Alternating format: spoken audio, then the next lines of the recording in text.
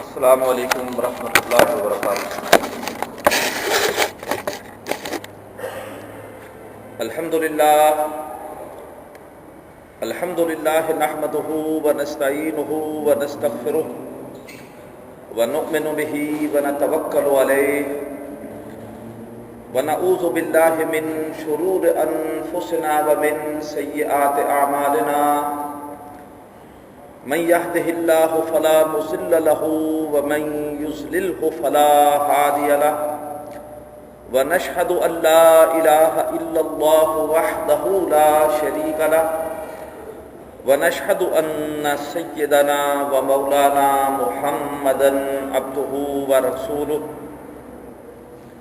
أما بعد فأعوذ بالله من الشيطان الرجيم، بسم الله الرحمن الرحيم، لقد كان لكم في رسول الله أسوة حسنة لمن كان يرجو الله واليوم الآخر وذكر الله كثيرا، وقال النبي صلى الله عليه وآله وسلم لا يؤمن أحدكم حتى أكون أحب إليه من والده وولده والناس أجمعين، رواه البخاري والمسلم۔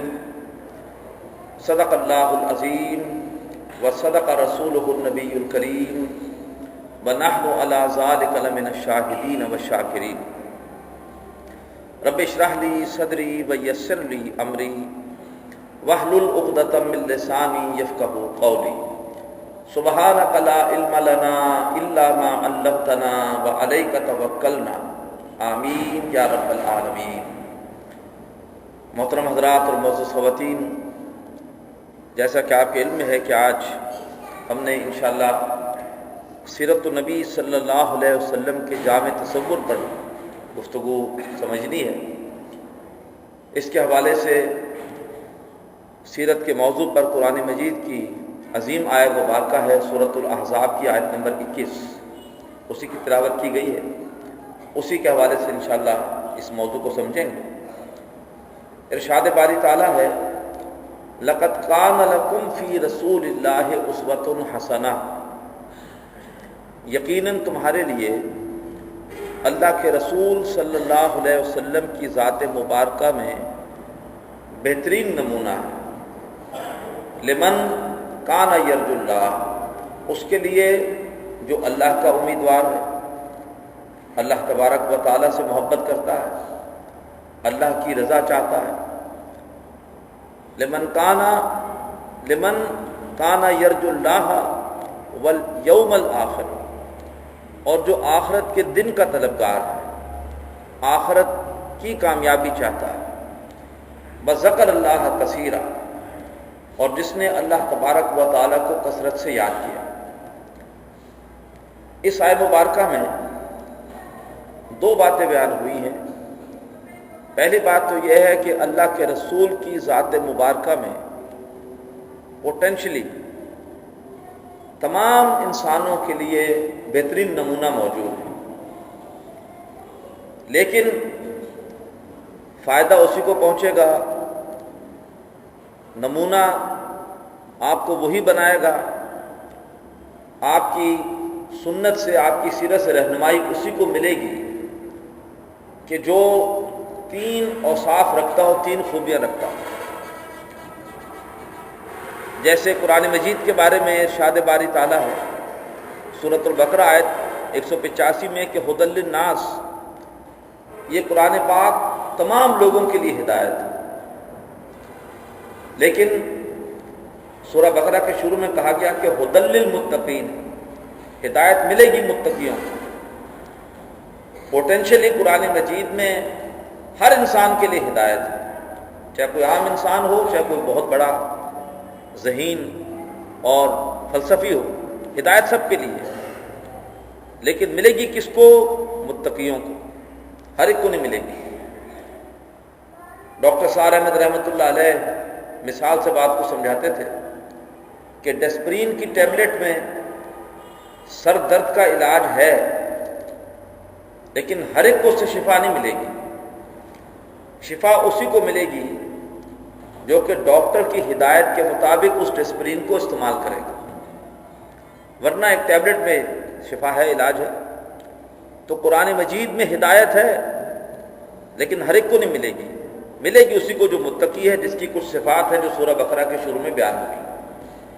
اسی طرح سے اللہ کے رسول صلی اللہ علیہ وسلم کی ذات مبارکہ میں بہترین نمونہ ہے، لیکن آپ نمونہ بنیں گے اس کے لیے جس میں 3 خوبیاں، لمن کان یرجو اللہ، نمبر 1 جو اللہ تبارک و تعالیٰ کا طلبگار ہے، جو اللہ تبارک و تعالیٰ کی رضا چاہتا ہے، جو اللہ سے محبت کرتا ہے۔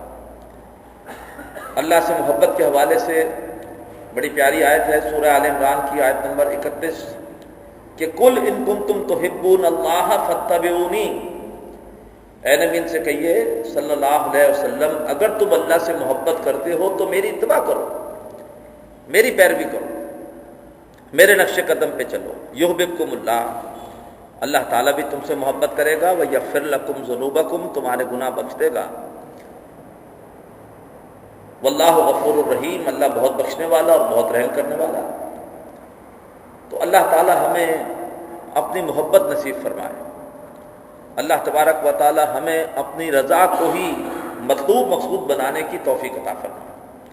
تو جس کا مقصود ہے اللہ کی رضا کا حصول، اور وہ چاہتا ہے کہ اللہ مجھ سے راضی ہو جائے، اسے کیا کرنا پڑے گا؟ اسے اللہ کے رسول کی اتباع کرنی پڑے گی، اللہ کے رسول کی پیروی کرنی پڑے گی۔ وہ اللہ کے رسول کی سیرت کو، سنت کو سمجھنے کی کوشش کرے گا پیروی کی نیت سے۔ جتنا جتنا پیروی کرے گا آپ کے اسوے کی، آپ کی سیرت کی، اسے اس کا مطلوب مل جائے گا، اللہ بھی اس سے محبت کرے گا اور اللہ تعالیٰ اس کے گناہوں کو معاف کر دے گا۔ تو آپ کے اسوے سے استفادے کے لیے پہلی شرط اللہ ہی مطلوب اور مقصود بن جائے، اللہ ہی محبوب بن جائے۔ دوسری شرط فرمایا لمن کان یرجو اللہ والیوم الآخر، وہ جو کہ آخرت کا طلبگار ہے۔ قرآن مجید میں بار بار ہمیں اس طرف متوجہ کیا گیا کہ خدا کے لیے دنیا کے طلبگار مت بنو، یہ دنیا دھوکے کا سامان ہے، یہ دنیا بڑی گھٹیا شے ہے، بڑی عارضی شے ہے۔ طلبگار بننا ہے تو آخرت کے بنو۔ بل تؤثرون الحیات الدنیا والآخرۃ خیر وابقیٰ، تم دنیا کی زندگی کو ترجیح دیتے ہو، تمہاری سوچیں، تمہارے منصوبے، تمہارے ارادے وہ صرف اور صرف دنیا کی زندگی کی حد تک ہے۔ بڑے کوتا نظر ہو، بڑے شارٹ سائٹڈ ہو، دور اندیش بنو، آگے کی سوچو۔ ابھی حافظ صاحب نماز میں آیت تلاوت کر رہے تھے سورہ حشر کی، وَلْتَنظُرْ نَفْسٌ مَا قَدَّمَتْ لِغَدٍ، ہر انسان یہ دیکھے کہ اس نے کل کے لیے کیا بھیجا ہے، آخرت کے لیے کیا تیاری کی ہے۔ تو بل تؤثرون الحیات الدنیا، تم دنیا کی زندگی کو ترجیح دیتے ہو، والآخرۃ خیر وابقیٰ، جبکہ آخرت بہتر بھی ہے، ہمیشہ باقی رہنے والی ہے۔ دنیا گھٹیا ہے، آخرت بہتر ہے۔ دنیا عارضی ہے، آخرت ہمیشہ ہمیشہ بھی ہے۔ تو اللہ تعالی ہم سب کو آخرت کا طلبگار بنائے، اور جو آخرت کا طلبگار ہے اسی کو اسوہ، اسی کو رہنمائی ملے گی اللہ کے رسول کی ذات سے۔ کیوں؟ اس لیے کہ آخرت کی نعمت ملنا آسان نہیں ہے، مشکل ہے۔ اللہ نے بار بار فرمایا کہ ام حسبتم ان تدخلوا الجنہ، کیا تم سمجھتے ہو کہ تم جنت میں داخل ہو جاؤ گے؟ اور پھر آگے سورہ بقرہ، سورہ آل عمران، سورہ توبہ، سورہ عنکبوت، اس میں آگے مزید وضاحت ہے کہ آسانی سے جنت نہیں ملے گی۔ سورہ بقرہ میں آتا ہے کہ ام حسبتم ان تدخلوا الجنہ، کیا تم نے سمجھا کہ تم جنت میں چلے جاؤ گے؟ وَلَمَّا يَأْتِكُم مَّثَلُ الَّذِينَ خَلَوْا مِن قَبْلِكُم، حالانکہ ابھی تم پر وہ حالات نہیں آئے جو ان لوگوں پر آئے تھے جو تم سے پہلے گزرے ہیں۔ مَسَّتْهُمُ الْبَأْسَاءُ وَالضَّرَّاءُ، انہیں تو آپ پکڑا تھا سختیوں نے اور تکلیفوں نے، وَزُلْزِلُوا، اور وہ ہلا مارے گئے تھے، حَتَّى يَقُولَ الرَّسُولُ وَالَّذِينَ آمَنُوا مَعَهُ مَتَىٰ نَصْرُ اللَّهِ، یہاں تک کہ پکار اٹھے تھے اللہ کے رسول بھی، اہل ایمان بھی، کہ کب آئے گی اللہ کی مدد۔ تو پھر خوشخبری دی گئی، الا ان نصر اللہ قریب، جان لو کہ اللہ تعالیٰ کی مدد قریب ہے۔ تو جنت آسانی سے نہیں ملے گی، اللہ آزمائے گا، اور اللہ تعالیٰ آزمائشوں کے ذریعے سے دیکھے گا کہ کون اپنے دعوی ایمان میں سچا ہے اور کس کا دعوی ایمان صرف زبان کی حد تک ہے، اور جو آزمائشوں میں کندن ثابت ہوں گے انہیں کو جنت ملے گی۔ تو جو آخرت کا طلبگار ہے وہ سوچ لے کہ آخرت کے لیے محنت کرنی پڑے گی، مشقت کرنی پڑے گی، آزمائشیں آئیں گی، لیکن ہم آخرت کی تیاری کے لیے کیا کریں؟ اس کے لیے اسوہ کون ہے؟ جناب نبی اکرم صلی اللہ علیہ وسلم، اور کہیں سے رہنمائی نہیں ملے گی۔ اگر رہنمائی ملے گی تو کس سے؟ نبی اکرم صلی اللہ علیہ وآلہ وسلم کے اسوے سے۔ اگر خود سے کچھ نیکیاں کا تصور قائم کر لیا تو ٹھوکریں کھائیں گے۔ وہ واقعہ آپ سب نے سن رکھا ہوگا کہ اللہ کے رسول گھر پر موجود نہیں تھے صلی اللہ علیہ وسلم، اور 3 اشخاص آئے، اور اس وقت ان پر نیکی کا جذبہ پوری طرح سے حاوی تھا۔ نیکی بھی ایک جذبہ ہے، اور جذبے اپنی حدود میں نہیں رہتے، بعض اوقات آگے بڑھ جاتے ہیں، رہبانیت کی شکل اختیار کر لیتے ہیں، غلو کی شکل اختیار کر لیتے ہیں۔ حضرت عائشہ رضی اللہ تعالیٰ عنہ سے پوچھا کہ اللہ کے رسول ہیں؟ کہا کہ نہیں۔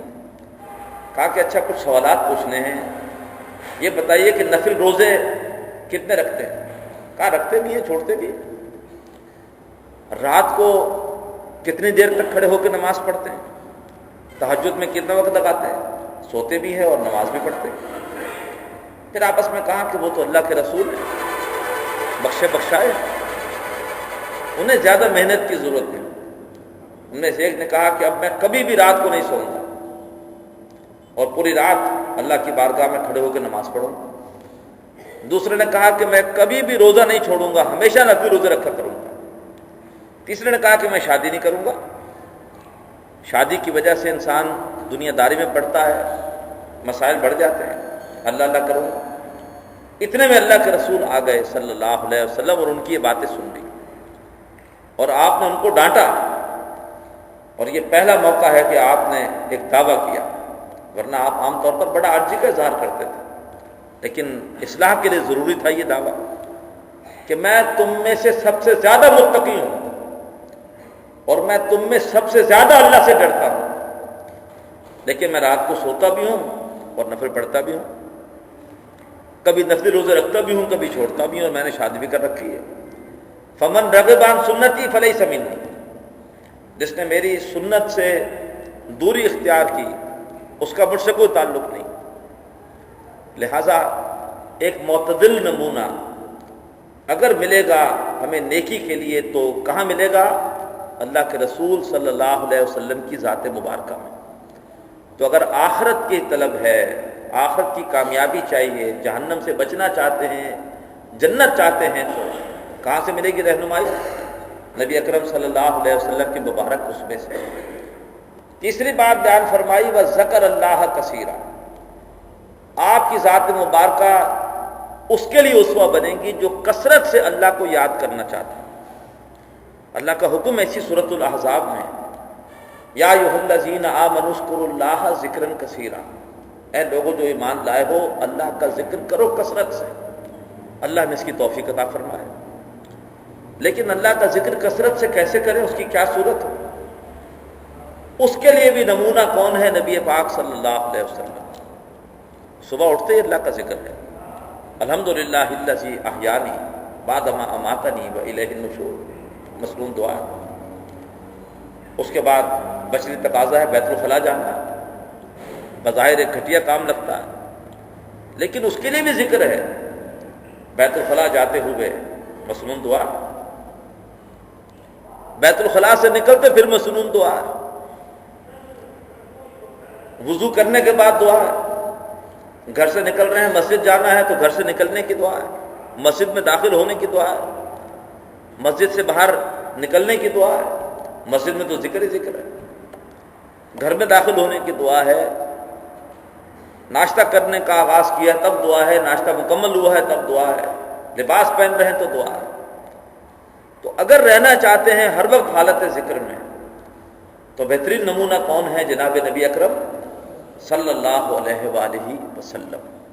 اللہ تعالی ہمیں یہ تینوں سعادتیں عطا فرمائے، اپنی محبت عطا فرمائے، آخرت کا طلبگار بنائے، گھٹیا دنیا کا طلبگار بننے سے محفوظ فرمائے، اور اللہ تعالی ہمیں کثرت سے اپنے ذکر کی توفیق عطا فرمائے۔ تو لقد کان لکم فی رسول اللہ اسوۃ حسنۃ لمن کان یرجو اللہ والیوم الآخر، یقیناً تمہارے لیے اللہ کے رسول کی ذات مبارکہ میں بہترین نمونہ ہے، لیکن اس کے لیے جس میں یہ تین خوبیاں۔ اب اس آیت میں رسول اللہ سے مراد کیا ہے؟ لقد کان لکم فی رسول اللہ، تمہارے لیے اللہ کے رسول کی ذات مبارکہ میں اسوۃ حسنہ بہترین نمونہ ہے۔ رسول اللہ سے مراد کون سے رسول ہیں؟ حضرت موسیٰ علیہ السلام بھی اللہ کے رسول ہیں، حضرت عیسیٰ علیہ السلام بھی اللہ کے رسول ہیں، حضرت ابراہیم علیہ السلام بھی اللہ کے رسول ہیں، اور بھی کئی رسول ہیں۔ ہر رسول کی یا ہر نبی کی خاص شان ہے۔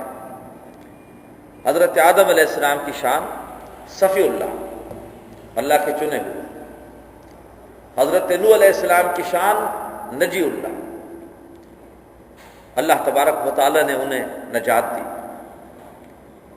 اکثریت ہلاک ہوئی اور تھوڑے سے لوگ کشتی میں بچے، اور پھر وہی بچے ہیں، انہی کی نسل بعد میں آگے چلی، وجعلنا ذریتہ هم الباقین، نجی اللہ۔